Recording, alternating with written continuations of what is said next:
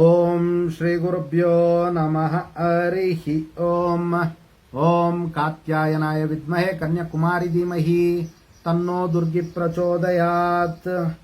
ಓಂ ಶ್ರೀ ಶಿವನ್ ಗುರುಭ್ಯೋ ನಮಃ.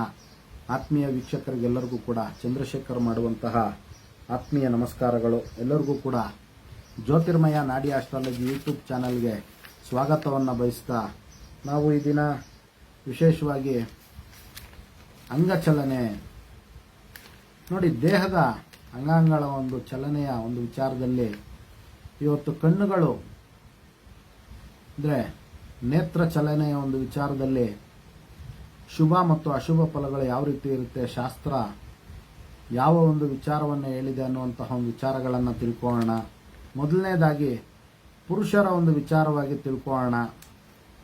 ನೋಡಿ, ಪುರುಷರಿಗೆ ಬಲಗಣ್ಣಿನ ಒಂದು ಮೇಲ್ಭಾಗ ಅಂದರೆ ಬಲಗಣ್ಣಿನ ಮೇಲ್ಭಾಗದಲ್ಲಿ ಬಲಗಡೆ ಆರಿದಂತಹ ಒಂದು ಸಂದರ್ಭದಲ್ಲಿ ಯಶಸ್ಸು ಪ್ರಾಪ್ತಿಯಾಗುತ್ತೆ ಮತ್ತು ಕೀರ್ತಿ ಪ್ರಾಪ್ತಿಯಾಗುತ್ತೆ ಅನ್ನುವಂಥದ್ದು ಶಾಸ್ತ್ರದಲ್ಲಿ ಹೇಳಿರ್ತಕ್ಕಂಥದ್ದು.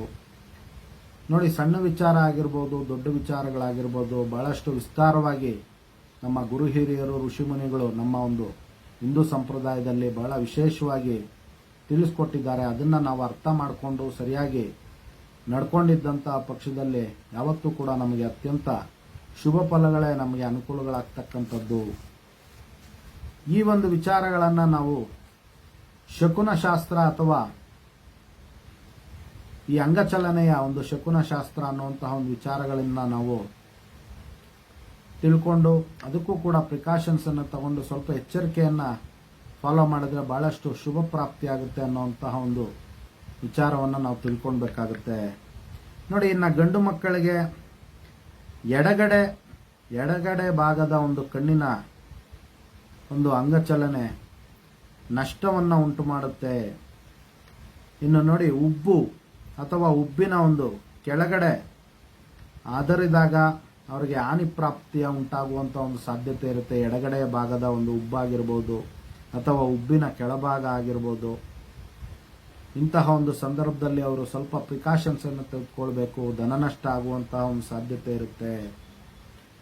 ಇನ್ನು ಕಣ್ಣಿನ ಕೆಳದುಟಿಯ ಬಲಗಡೆ ಆರಿದಂತಹ ಒಂದು ಸಂದರ್ಭದಲ್ಲಿ ಅವರಿಗೆ ಭಯಪ್ರಾಪ್ತಿಯಾಗುತ್ತೆ. ಏನೋ ಒಂದು ರೀತಿ ಆತಂಕ ಉಂಟಾಗುವಂತ ಒಂದು ಸಾಧ್ಯತೆ ಇರುತ್ತೆ. ಅದೇ ವಿಧವಾಗಿ ಎಡಗಡೆಯ ಒಂದು ಕೆಳದುಟಿ ಆರಿದಂತಹ ಒಂದು ಸಂದರ್ಭದಲ್ಲಿ ಎಡಗಡೆ ಕಣ್ಣಿನ ಒಂದು ಕೆಳಭಾಗ ಆಧರಿದಂತಹ ಒಂದು ಸಂದರ್ಭದಲ್ಲಿ ಅವರಿಗೆ ಸ್ವಲ್ಪ ಅನಿರೀಕ್ಷಿತವಾಗಿ ಹಣಕಾಸಿನ ಒಂದು ವಿಚಾರಗಳಲ್ಲಿ ಅಥವಾ ದುಷ್ಟರ ಒಂದು ವಿಚಾರಗಳಲ್ಲಿ ಸಮಸ್ಯೆಗಳು ಉಂಟಾಗುವಂತ ಒಂದು ಸಾಧ್ಯತೆ ಇರುತ್ತೆ. ಶತ್ರುಬಾಧೆ ಉಂಟಾಗುವಂತ ಒಂದು ಸಾಧ್ಯತೆ ಇರುತ್ತೆ. ಎಚ್ಚರಿಕೆಯನ್ನು ವಹಿಸಬೇಕಾಗುತ್ತೆ. ಇನ್ನು ನೋಡಿ, ಬಲಗಡೆ ಕಣ್ಣಿನ ಒಂದು ಕೆಳದುಟ್ಟಿ ಅದರಿದಂತ ಒಂದು ಸಂದರ್ಭದಲ್ಲಿ ಕೀರ್ತಿ, ಯಶಸ್ಸು ಮತ್ತು ಹಣಕಾಸಿನ ಒಂದು ವಿಚಾರದಲ್ಲಿ ಬಹಳಷ್ಟು ಅನುಕೂಲಗಳಾಗ್ತಕ್ಕಂಥದ್ದು ಮತ್ತು ವ್ಯಾಪಾರ ವ್ಯವಹಾರಗಳಲ್ಲಿ ಅನುಕೂಲ ಆಗುವಂತ ಒಂದು ಸಾಧ್ಯತೆ ಇರುತ್ತೆ. ಅದೇ ವಿಧವಾಗಿ ಎಡಭಾಗದ ಒಂದು ಕೆಳದುಟ್ಟಿ ಅದರಿದ್ದಂತ ಒಂದು ಸಂದರ್ಭದಲ್ಲಿ ನಷ್ಟ ಉಂಟಾಗುವಂತ ಒಂದು ಸಾಧ್ಯತೆ ಇರುತ್ತೆ. ಇಂಥ ಒಂದು ಸಂದರ್ಭದಲ್ಲಿ ಅವರು ವ್ಯಾಪಾರ ವ್ಯವಹಾರಗಳಲ್ಲಿ ಸ್ವಲ್ಪ ಎಚ್ಚರಿಕೆಯನ್ನು ವಹಿಸಬೇಕಾಗುತ್ತೆ. ಇನ್ನು ನೋಡಿ, ಬಲಗಣ್ಣಿನ ಉಬ್ಬು ಆರಿದಂತ ಒಂದು ಸಂದರ್ಭದಲ್ಲಿ ಅವರಿಗೆ ಬಹಳಷ್ಟು ಲಾಭ ಉಂಟಾಗುವಂತ ಒಂದು ಸಾಧ್ಯತೆ ಇರುತ್ತೆ. ಇನ್ನು ಬಲಗಣ್ಣಿನ ಕೆಳದುಟಿ ಬಲರೆಪ್ಪೆ ಅದರದಾಗ ಬಹಳಷ್ಟು ಸುಖ ಪ್ರಾಪ್ತಿಯಾಗುವಂಥದ್ದು. ಇನ್ನು ಎಡಗಡೆ ರೆಪ್ಪೆಯು ಕೂಡ ಅವ್ರಿಗೆ ಬಹಳಷ್ಟು ಹಾನಿ ಉಂಟಾಗುವಂತ ಒಂದು ಸಾಧ್ಯತೆ ಇರುತ್ತೆ. ಆದ್ರಿಂದ ಎಚ್ಚರಿಕೆಯನ್ನು ವಹಿಸಬೇಕಾಗುತ್ತೆ. ಇನ್ನು ಸ್ತ್ರೀಯರ ಒಂದು ವಿಚಾರದಲ್ಲಿ ನಾವು ನೋಡುವಂಥದ್ದಾದ್ರೆ ನೋಡಿ, ಬಲಗಣ್ಣಿನ ಮೇಲ್ಭಾಗ ಮತ್ತು ಬಲರೆಪ್ಪೆ ಆರಿದಂತ ಒಂದು ಸಂದರ್ಭದಲ್ಲಿ ಅವರಿಗೆ ಹಣಕಾಸಿನ ಒಂದು ವಿಚಾರದಲ್ಲಾಗಿರ್ಬೋದು ನಷ್ಟ ಉಂಟಾಗುವಂತಹ ಒಂದು ಸಾಧ್ಯತೆಗಳಿರುತ್ತೆ. ಆದ್ರಿಂದ ಹೆಣ್ಣುಮಕ್ಕಳು ಸ್ವಲ್ಪ ಎಚ್ಚರಿಕೆಯನ್ನು ವಹಿಸಬೇಕಾಗುತ್ತೆ. ಎಡರೆಪ್ಪೆ ಅದರಿದಂಥ ಒಂದು ಸಂದರ್ಭದಲ್ಲಿ ಕೂಡ ಅವ್ರಿಗೆ ವಿಪತ್ತು ಮತ್ತು ನಷ್ಟ ಉಂಟಾಗುವಂಥ ಒಂದು ಸಾಧ್ಯತೆ ಇರುತ್ತೆ. ಇನ್ನು ಉಬ್ಬುಗಳು ಆರಿದಂಥ ಒಂದು ಸಂದರ್ಭದಲ್ಲಿ ಭಯ ಬರ್ತಕ್ಕಂಥದ್ದು, ಆತಂಕ ಬರ್ತಕ್ಕಂಥ ಒಂದು ಸಾಧ್ಯತೆ ಇರುತ್ತೆ. ಇನ್ನು ಸ್ತ್ರೀಯರ ಒಂದು ವಿಚಾರದಲ್ಲಿ ಬಲಗಡೆಯ ಒಂದು ಕೆಳರೆಪ್ಪೆ ಅದರಿದಂತಹ ಒಂದು ಸಂದರ್ಭದಲ್ಲಿ ಅವ್ರಿಗೂ ಕೂಡ ಸುಖ ಮತ್ತು ಸಂತೋಷ ಉಂಟಾಗುವಂತ ಒಂದು ಸಾಧ್ಯತೆ ಇರುತ್ತೆ. ಅದೇ ವಿಧವಾಗಿ ಎಡಗಡೆನೂ ಕೂಡ ಅವ್ರಿಗೆ ಶುಭ ಪ್ರಾಪ್ತಿಯಾಗುವಂಥದ್ದು. ರೆಪ್ಪೆಯ ಒಂದು ವಿಚಾರದಲ್ಲಿ ನೋಡಿ, ಬಲಗಡೆ ಆಗಿರ್ಬೋದು ಎಡಗಡೆ ಆಗಿರ್ಬೋದು, ಎರಡೂ ಕಡೆನೂ ಕೂಡ ಅವ್ರಿಗೆ ಸುಖ ಮತ್ತು ಸಂತೋಷ ಮತ್ತು ಆನಂದ ಪ್ರಾಪ್ತಿಯಾಗುವಂತ ಒಂದು ಸಾಧ್ಯತೆ ಇರುತ್ತೆ.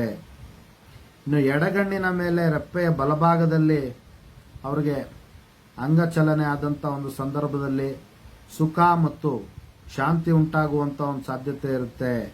ಇನ್ನು ಎಡಗಣ್ಣಿನ ಒಂದು ಕೆಳರಪ್ಪೆಯ ಒಂದು ಬಲಭಾಗದಲ್ಲಿ ಅವರಿಗೆ ಅಂಗಚಲನೆ ಆದಂತ ಒಂದು ಸಂದರ್ಭದಲ್ಲಿ ಲಾಭ ಪ್ರಾಪ್ತಿಯಾಗುವಂತ ಒಂದು ಸಾಧ್ಯತೆ ಇರುತ್ತೆ.